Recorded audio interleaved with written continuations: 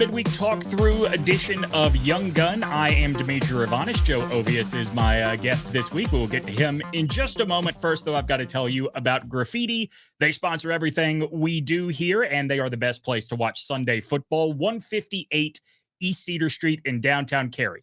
19 TVs, weekly prize giveaways during the games, axe throwing, and Sunday specials on all kinds of bourbon pours. Blanton's at $10, Eagle Rare and Angel's Envy at $9, and then McKenna 10-year, Heaven Hill 7-year, and Buffalo Trace all for $8. It is all happening at Graffiti. If you think of it as just a high-end cocktail bar, think of it differently. On Sundays, you can watch plenty of football there as well. 158 East Cedar Street in downtown Cary.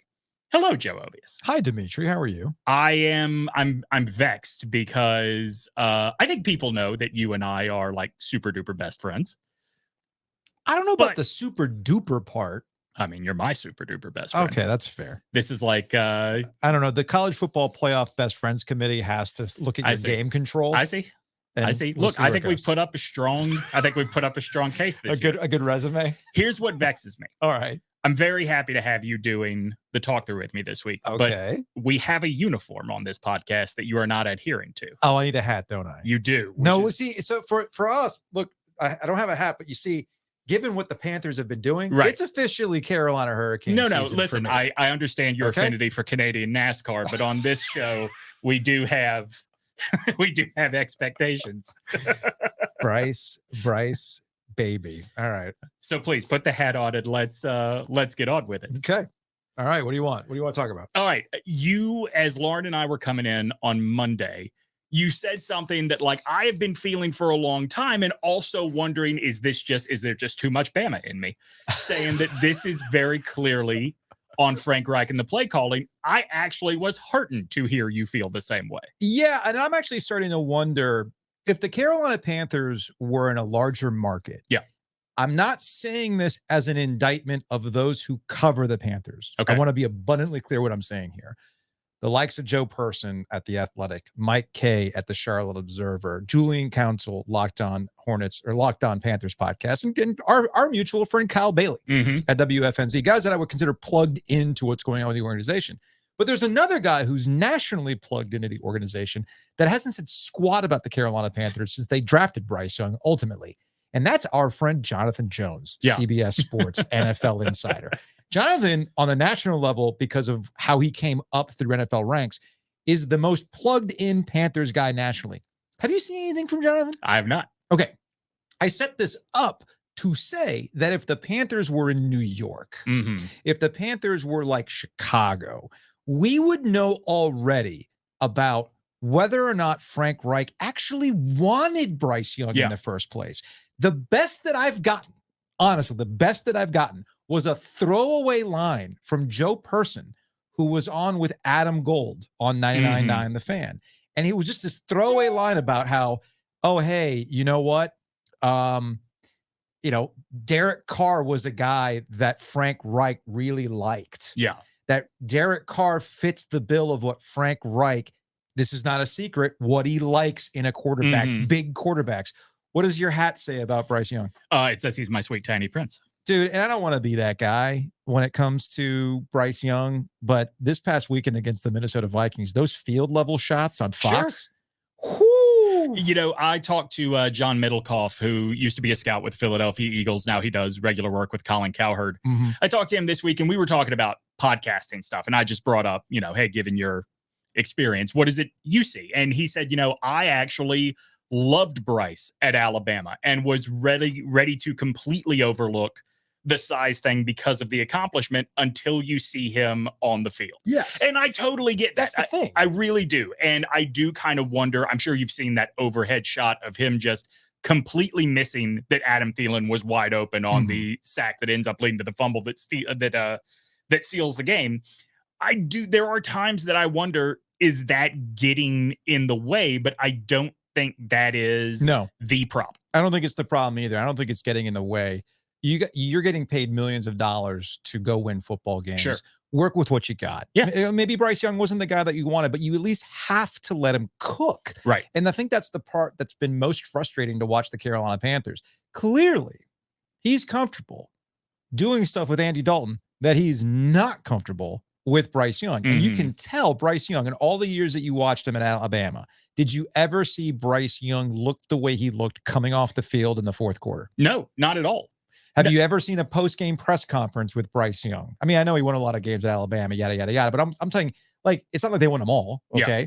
Did you ever see him look defeated the way he did in that post-game, still in the uniform? No, not at all. Brownlow called it performative on Monday, and I see where she's coming from on that. She says, she's like, I don't want to say this out loud, but it looks performative. I don't think it looks performative from Bryce Young's perspective. Everything that the Carolina Panthers have done so far has been performative, right down to what we've seen this week. Buddy, you haven't won a game. Yeah. How many teams have made it to the playoffs starting the year off 0-4? It's very, very small. There's like one team that's done in the modern era or something like that. Anyway, point is, I don't need to hear Scott Fitterer through sources saying, no, we're doubling down on Bryce. Well, if you were doubling down on Bryce, you wouldn't be playing the games that you're playing right now. Yeah. If you were truly a believer in Bryce Young. There's the action and then there's the words. And I feel like somebody in the Panthers organization is way too online and they're paying way too much attention to Roaring Riot or Four-Man Rush. I'm not knocking those guys. It's just that, guys, these are fan groups. They can change within 30 minutes how they feel about something. Somebody in that organization is reading that stuff. Yeah. And they feel the need to go out there and say it, and Streisand affect the entire thing. I've never once thought about, they need to double down. Why are you telling me that? We need a number one wide receiver. What happened to all the talking points from the summer? You were really happy with this group, veteran guys who were going to help them develop, and now suddenly you want a number one wide receiver? You had a chance to do that with cap space in the summer. And see, that's what we talked about on the Tuesday show was I totally believe they're doubling down on Bryce for the long term. Don't tell me you still think the playoffs are in sight. No. Like, and look, if you listen to the Tuesday show, I apologize that I'm repeating myself, but clearly the Buccaneers didn't take the backslide we thought we were going to. You've already lost to the Saints. You've already lost to the Falcons. The Falcons, despite their quarterback, seem to have something cooking on offense.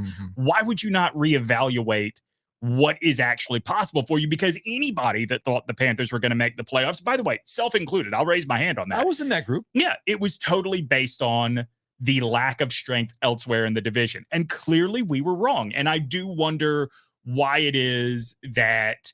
And I'm going to circle back on Frank Reich here in a second. Yeah. I do wonder why it is that Fitterer, Tepper, Reich cannot reevaluate where they are in the hierarchy of the NFC South, say this might be a lost cause, but it can only be for this year. I know why. Why? DavidTepper. I mean, I understand that's the point. I mean, this is a guy who left a Superfund site essentially in Rock Hill because, he didn't get the terms that he wanted. Right. He's willing to walk away from bad projects. Yeah. Unless it was Matt Rule for some reason, but that's neither here nor there. But like DavidTepper has shown you, like, if I don't like something, I'm ready to move on. And I bet Scott Fitterer is probably looking at it from the perspective of, man, I've had some swings at this and I haven't come up with like the big free agent acquisition, or some of my draft picks haven't necessarily panned out. Hey, this offensive line that I tried to put together has been a disaster.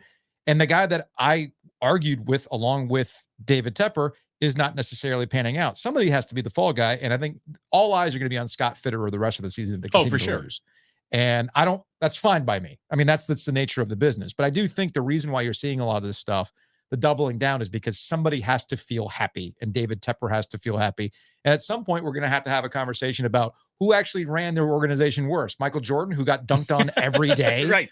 as the Hornets owner, or what we've seen out of DavidTepper so far with the Carolina Panthers, which is just a continuation of a clown show. I made the joke to my wife, because surely you have seen the things going around about Dundon and Major League Baseball here. Yeah. Let Dundon get a team in a league with no salary floor and no salary cap, and let's all, just see the parade of garbage owners we have in this state. I was going to say Steve Cohen throwing money at bad teams. Dundon's like, yeah, let's go.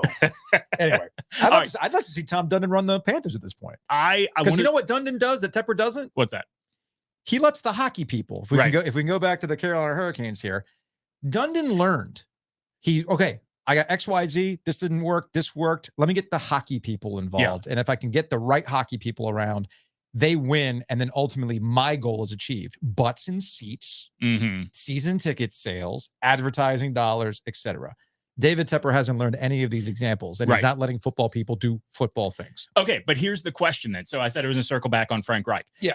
All right, let's go with your theory, because I think it's a good one, that Reich did not want Bryce all along. Mm-hmm.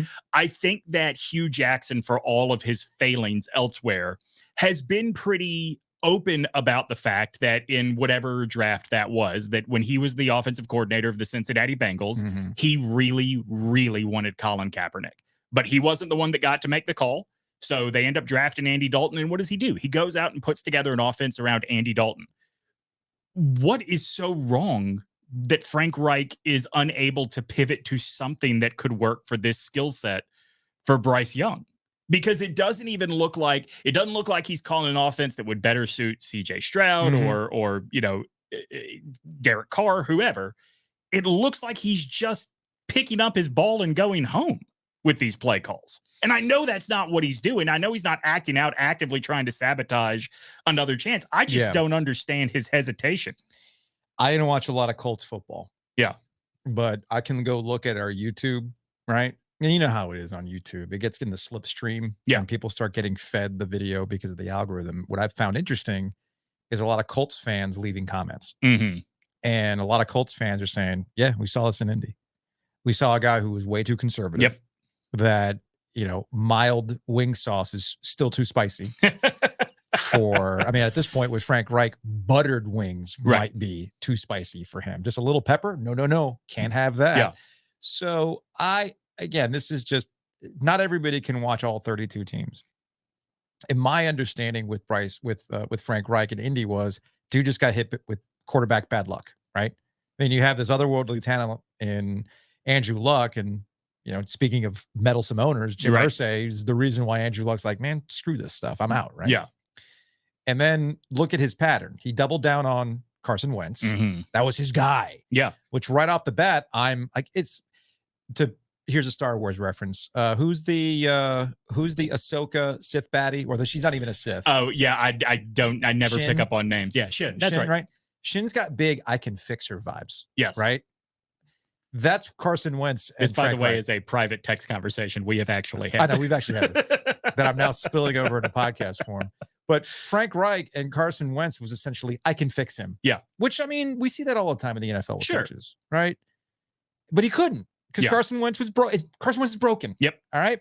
And what did he do after that? What's the quarterback follow-up from Carson Wentz? Oh, wasn't Rivers before Wentz? And then it was Rivers, Wentz, and Matt Ryan. Yeah. Right? Okay. So what does that tell you? What is Frank Reich comfortable with? He is very similar, actually, to JonGruden. He would rather take a guy that is clearly broken down than a young dude that he could shape. Yep. Yeah. So, and now not only a young dude that you could shape, here's a young dude that you've never actually coached before in terms of his stature, his abilities, and everything else. And all we ever heard from with Bryce Young was his processing, his ability, the way to see the field. He aced this video game test that everybody's all worked up about. Okay, cool. Back to your point.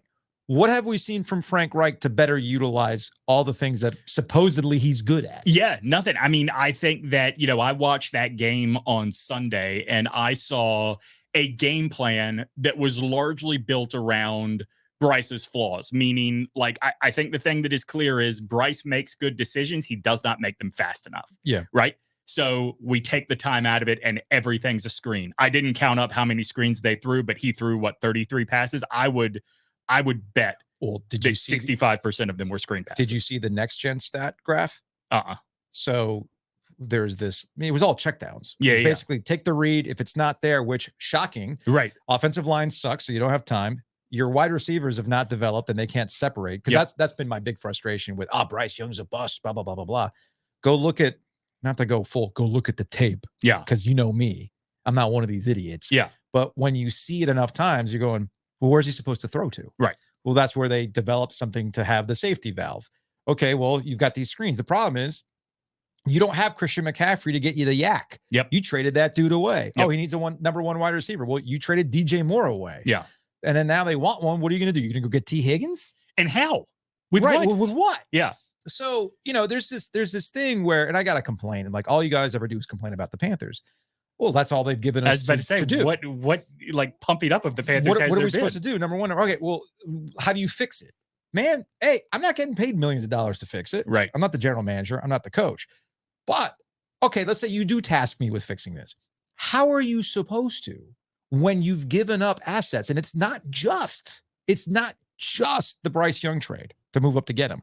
It's all the other ones and the bad decisions you made to have other quarterbacks not pan out. It is so interesting for them to be playing, as you and I are having this conversation. It is very interesting to see the team they are getting ready for, who have rebuilt into something that people are optimistic about, and it was never them making the big move, right? They got Jared Goff because the Rams wanted Matthew Stafford.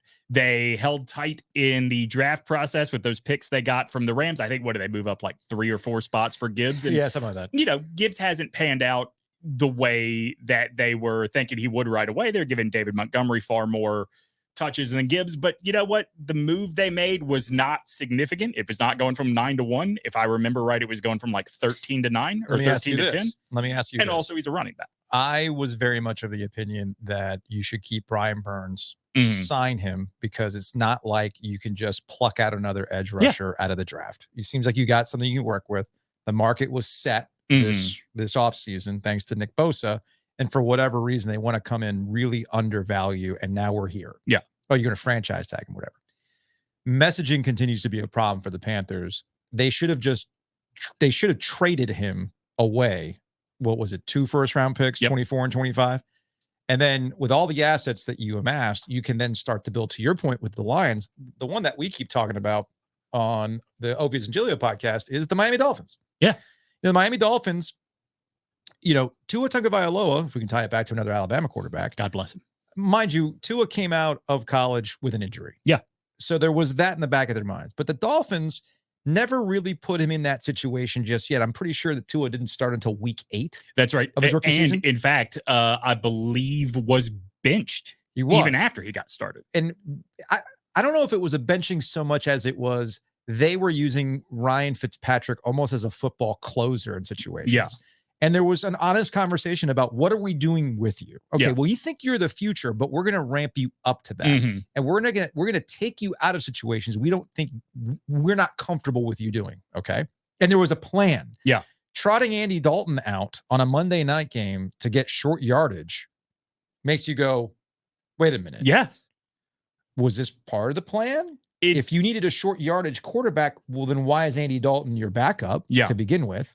Those types of things. The whole thing has been a mess when you've seen other blueprints work out. Yeah. So why couldn't you do the same thing when it was right there for you? So as we wind down this episode, do you have any optimism that this combination of Reich and Bryce will ever work the way we hoped it would? No, not now. Yeah, I kind of don't either. No, I don't. So it really comes down to who's the next coach for BryceYoung with the Carolina Panthers, because I don't see this working out with FrankReich. And more importantly, is DavidTepper going to continue to learn lessons and apply them with the next hire? Because the FrankReich hire was predictable, right? You go and you get the hot coaching name in Matt Rule. You made splashy headlines because you outbid the New York Giants. And I'm sitting here wondering if the Giants felt like they dodged a bullet with Matt Rule. Although Matt Rule in New York would have been content gold. And my goodness. That hire was pre them hiring Dable, right? Yes, like Dable was the next cycle. Yeah, it was the next cycle. So I do wonder. Right. That was when Joe Judge became the guy, by the way, for people that aren't SEC college football fans. He was Mississippi State's backup plan if they could not get Mike Leach. I think that is really important to point out. R.I.P. So, but back to my thing with Frank, with how they hired FrankReich. You went with the hot coaching name that had no experience. And what do? You go and you get the old guy. Yeah. You go get the safe hire, the football lifer, and he's going to bring all of his football lifer friends with him. They made a big deal about the brain trust around.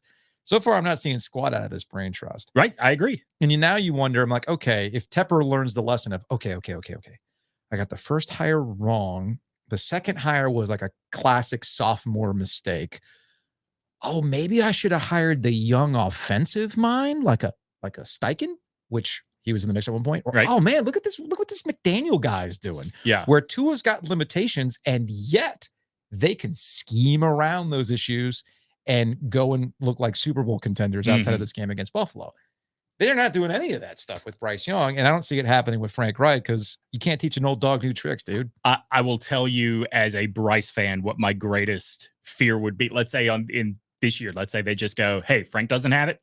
We're going to move on. Yeah. I worry there is some aspirational Jerry Jones in Dave Tepper, and we get the, hey, you know who would actually be better for this job is the young offensive mind already on staff, and that is how we end up with Coach McCown.